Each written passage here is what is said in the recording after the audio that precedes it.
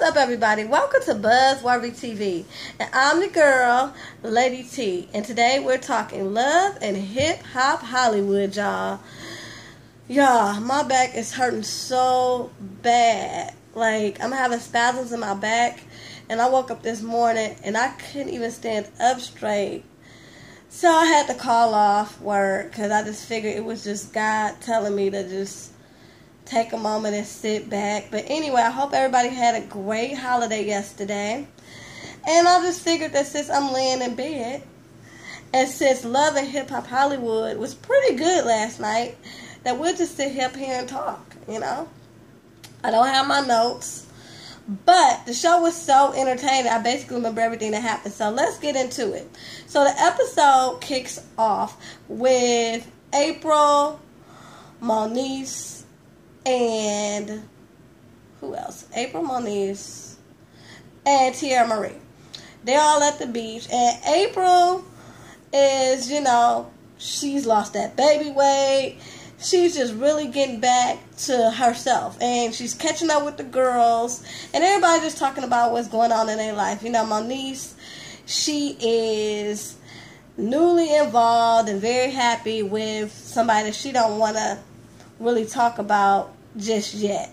And, you know, we got Tierra Marie. She's about her business. She's over Ray J, and she's just focusing on her. And we know what April's doing. She's getting adjusted to being a new mommy and, you know, getting her sexy back. And so she tells the girls, like, hey, I want to do a pamper party for everybody. And she lets Tierra Marie know that, hey, I invited Princess. We became cool over the past few months, and I just wanted you to know, because you're my girl, that I invited her. And, you know, Tierra did the same thing. She said the same thing I would have said. Basically, okay, I'm good. Thanks for telling me. As long as that girl stay in her lane, I'm good. And basically, that's how I would have felt. Like, as long as she don't start none, it won't be none. So anyway, after that, we move on to Princess. Princess is, like I said, she's over Ray J. They went to New Orleans or whatever, and they got into it. Ray J is such an idiot. Like, he's telling everybody in the confessional what happened. He's basically saying that he was on business in New Orleans and he took Princess, and basically she flipped out. But we kind of found out that ain't what happened. Anyway, he goes to try to find Princess. He finds her at her friend's condo, and he's basically begging her for forgiveness. And I'm just like, Ray, you are such an idiot. You're such an idiot that Brandy is basically ashamed to be associated with you. Every time they bring up your name to Brandy, she just bows her head down in shame. And that is such a travesty, because you had all these opportunities. I mean, no, you're not the best singer, but who is anymore that's out here? No, you're not the best actor, but who is anymore? Like, you could do so much more than just being this little industry idiot. That's what you are. You're an industry clown. Everybody laughs at you. Everybody, I mean, and all you care about is the freaking party. Like, you too old for this shit. But anyway, so basically, Princess tells her side of the story, and she's just like, look, when I went to New Orleans with Ray, he said that, you know, he was going to shoot a video and not to wait up. No. Anyway, he was in New Orleans. Sorry, y'all. And however the case, they separated. He went his way, she went hers. You know, she went back to the room. Come to find out, he gets another room, and all of a sudden invited all these strippers back to this other room that he got. She finds out and beats his ass. And kind of find out, like she said, it wasn't even like she beat his ass for real, for real. Like, he put it out there that she tore his RCL and all this other stuff. And she said it wasn't even like that. She was like, yeah, we had words and we may have tussled, but all this other stuff, no. And she took the rap of the whole situation when the police were called because Ray dumbass is already on probation. And Ray, you ought to be ashamed of yourself because the fact that you were sitting up there all proud like, yeah, Princess had to, I'm on probation, so Princess took the rap. Really? That's how you get down? You just sounded way too proud for me that she took the rap for you. Ugh, disgusting. So anyway, then we move on to April. She's at Omarion's show, and she's getting it in, and she runs into Nikki, and she's telling Nikki that her and Omarion's sex life is not what it used to be because she's a new mom, and they don't really get that much alone time. And basically, Nikki gives her the advice like, look, hey, if the dick don't come to you, go to the dick, And I'm going to set you up with some sexy lingerie from my lingerie line and go get yours.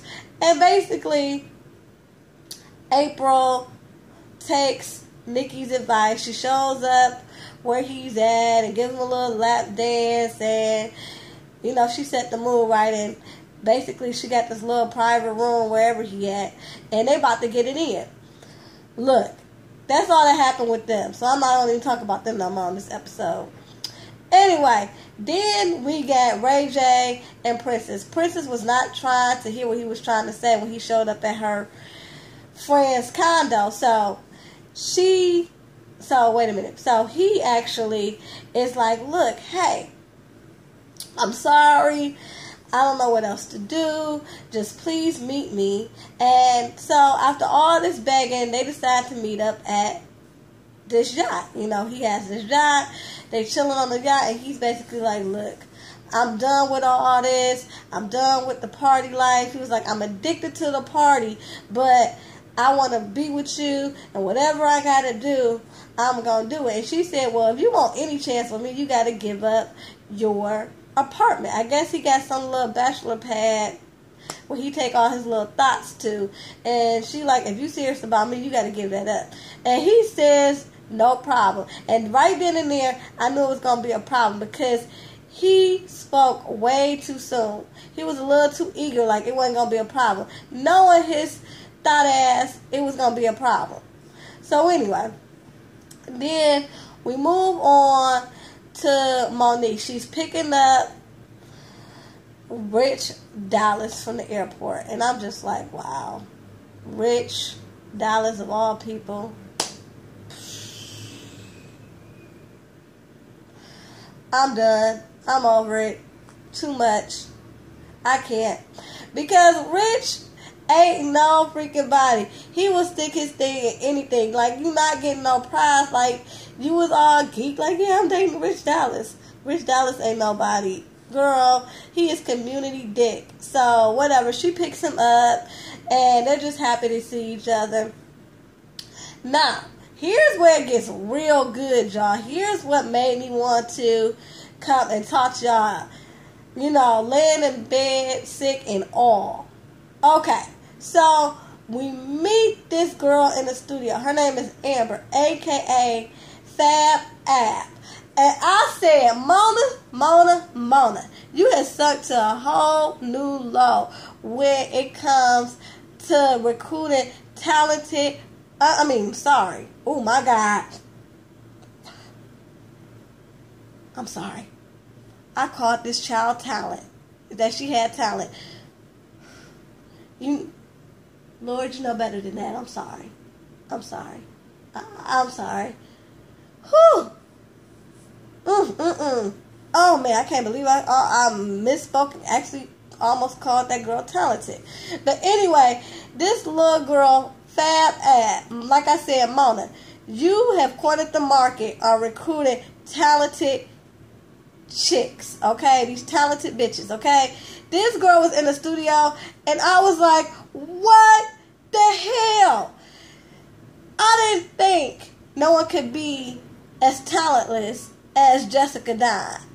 But As again, I said, Mona Scott Young sunk to a whole new low with Fab Ab. Even her name is whack. Fab Ab. What the fuck? Get the fuck out of here. She in the studio doing this whack ass rhyme, and I'm just like, OMG. So anyway, she in the studio with Miles. Her and Miles are kind of like on and off, and she's trying to get back with Miles. But Miles has another little situation that he's not ready to talk to her about. And I'm going to get to that in a minute. So, she's trying to be with him or whatever. And he's just like, look, I can't be with you. I got some other shit going on. Come to find out, what he got going on is that Miles is not only seeing somebody, he's seeing another man. Like, it goes beyond just seeing somebody else. And, Miles is seeing Christopher Milan. And Christopher Milan is actually Hazel Eve's friend. And, Christopher was talking to Hazel like, he's ready to settle down, have kids, be in a real relationship.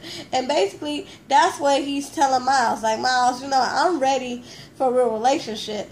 And Miles is like, I feel you, I care for you, but it's a lot going on. First of all, I didn't even tell my parents, like, this is not my lifestyle. This is, you got to understand. Like, you're probably going to be the only man that I ever be with. And I got to prepare my family for this.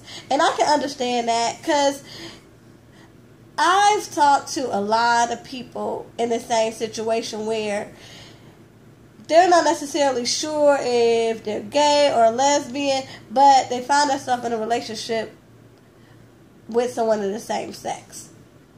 And it's hard to deal with that when all your life you've been with somebody of the opposite sex, and you find yourself with somebody of the same sex, and then they expect you just to come all out. And it's not that easy, because then you come out with all these other scenarios from people who you tell. They start asking you, are you gay? What does this mean? Have you always been gay and not tell nobody? It's a lot to deal with. So while I get where Milan is coming from, he got to understand that this is new for Miles. So anyway, I'm really interested to see how this is going to shape up. It's a very interesting twist. So anyway, now, this is where it gets juicier. Okay, so now, I told y'all, Ray, with his dumb ass, said that he was going to give up the apartment. Well, again, his dumb ass was like, I'm going to have one final party before I give up the apartment. And honestly, I wasn't mad at that. But his dumb ass did not tell Princess. He told her that, hey, I'm going to be working late. Don't wait up. Well, they circle is small. So one of her friends calling her like, hey, you going to the APT party?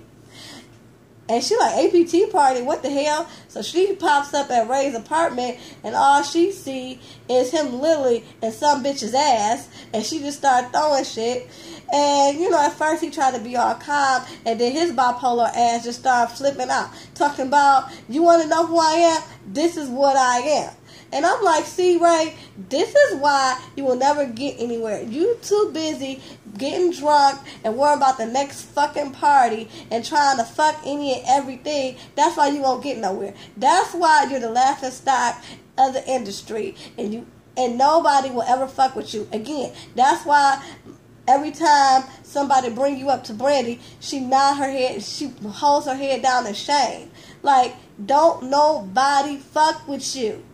Because you don't know how to calm down, and you don't know when enough is enough. Like, you already got this girl taking a rap for you, and already 2 seconds from being like, fuck you, you get her to be like, okay, maybe we can try to work this out, and you doing some dumb shit. All you have to do is be fucking honest. Just tell her, like, hey, I'm going to give up this apartment, but I just want to have one last party. Don't have her walk into this shit blind. What you expect her to do? You didn't expect her to pop off? And if you didn't expect her to pop off, then you dumber than you look. Anyway, y'all, I know I just went on a little rant right there, but that was the episode. And don't forget to rate, comment, and subscribe. Till next time, y'all. Peace and love.